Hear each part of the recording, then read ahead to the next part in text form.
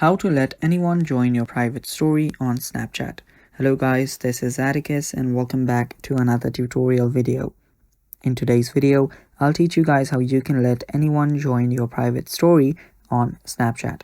So without any further ado, let's dive right into it. The first step here is make sure that you have the Snapchat app and make sure that it is updated to its latest version. After that, you can open the app up and just take a picture with it. Now, after you click a snap with it, what you'll then need to do is put a story. To put a story, before that, tap on the stickers icon.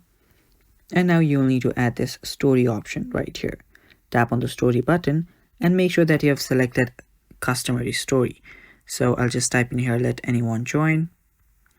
Now make sure that you've choose the custom story option where anyone can contribute. Now just tap anywhere and then you should be able to just place this wherever you want. Now what you'll need to do is you'll need to add a private story. For that, long press on your stories and there you should see your story only.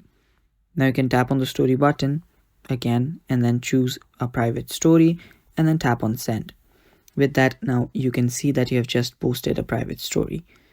And that's basically it, guys. That is how you can let anyone join on your private story. Thanks for watching. Stay tuned for more and bye-bye.